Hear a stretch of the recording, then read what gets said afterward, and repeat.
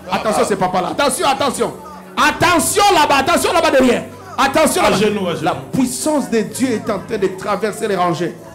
Là, c'est ça. Il va crier. La puissance de Dieu est en train de faire